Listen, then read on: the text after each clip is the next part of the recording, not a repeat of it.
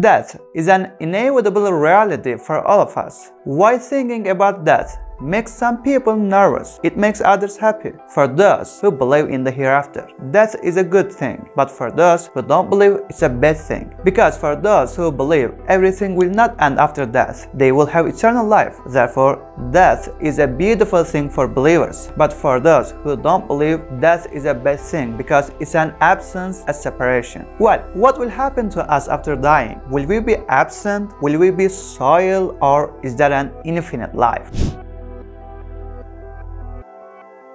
Yes friends, the existence of endless life is a very important issue for people because there is an inevitable death. Well, is there really an infinite life? Let's examine this issue with a few samples. For example, imagine that a very rich, compassionate, benevolent person takes you to his home when you're freezing cold. He has prepared wonderful dresses for you on the first floor of his house and gives them to you. On the second floor, he has prepared the great meals just for you and offers them all to you. On the third floor, he has lined up the latest technological devices for you and he gives it all to you for free. On the fourth floor, you meet your family and have a great time with your family. At that moment, you realize that that merciful person gave the same trees to your family before you. Then, on the fifth floor, he shows the resort where he will send you with your family and he gives you the tickets he has received. While you are thinking about how beautiful everything is and how merciful that man is, suddenly that man throws your family from the fifth floor one by one and finally throws you. How a silly scenario, isn't it? Does he finally kill them after giving them so many treats? Of course he doesn't. Such a mercy doesn't accept such ugliness. After so many treats, he will take them to other places and offer treats there. In the same, Allah brought us from non-existence with His mercy to existence. He dressed us in wonderful body dress, and He gave hundreds of thousands of kinds of food in the earth cauldron. Later, He gave very valuable devices such as ears, eyes, nose, mouth, hands, and feet. Then He gave us our parents and loved ones. He even offered them the same treats. He gave eyes. He also gave landscapes for our eyes. He gave ears and gave very beautiful sounds for our ears. He gave tongue and He also gave various flavors for our tongue. Yes, all this is a sign of mercy. Now, is it possible for a person who has such mercy on us to throw us into nothingness, decay, and separation after we die? Separate us from our family and everything we love? Be merciless after showing so much mercy? Of course not. Such a mercy doesn't accept such an ugly work. The one who is infinitely merciful wants to show mercy forever. For this, He will create an eternal life. He will not destroy us. The one who is the owner of endless trees wants to give trees forever. So, He will create an eternal realm and He will give us trees there forever. Now friends, we will make a great comparison. First of all, let's look at our situation in the womb. We have hands, feet, eyes, ears, nose, and mouth, but we cannot use any of them, right? We were just caught fat because that environment is not enough to use what we have.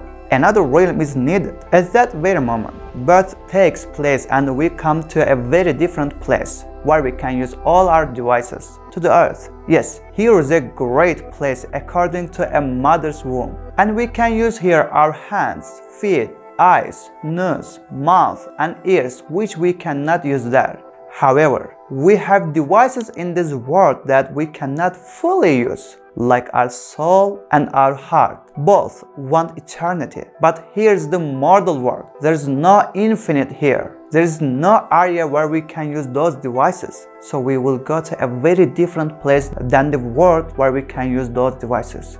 Just as Allah created me and put me in my mother's womb, and He gave me organs like hand, foot, eye, ear, etc., and then brought me to a realm where I would use those organs. So He cut me off from her womb. In other words, I died in the realm in the mother's womb and came into existence in a new realm. I can use those devices here. That's why Allah, who does this, will take us there so that we can use our heart and soul, which we cannot use in this world, in another realm. So He will kind of cut us off our connection with His world. then we will go to an endless realm for the heart and soul, which are our endless desires to the hereafter. Thus there be justice, the oppressor stay his glory, and the oppressed stay his humiliation, and they pass away from this world. Justice doesn't seem quite right. I mean, it's as if those who deserve it aren't given what they deserve. Now, let's think about it. For example, if there's an argument in a circle of friends and the one of them slaps the other, in this case, the incident is resolved while there without calling the police. But if one of them steps and kills the other, then the case will not be resolved there. It goes all the way to the high criminal court. In other words, the court is established according to the size of the crime. At this time, there are such cruelties and injustices that their punishment cannot be given in this world court. What court in this world can compensate for the pain of a mother whose son was brutally murdered? So, there's a big court and their account is postponed there because it's not befitting for a person who has eternal justice to live the rights of the oppressed on the ground and not to punish the oppressor. So, there is a great court and the oppressed will live in bliss forever while the oppressor will be punished there. That's why the hereafter will be created and that court will be established. As a result, friends, the owner of endless mercy and kindness wants to give mercy and truth forever. And the eternal life is required for the eternal needs of our heart and soul, because this world doesn't satisfy. A person with eternal justice will of course take the right of the oppressed from the oppressor. Therefore, there must be an afterlife.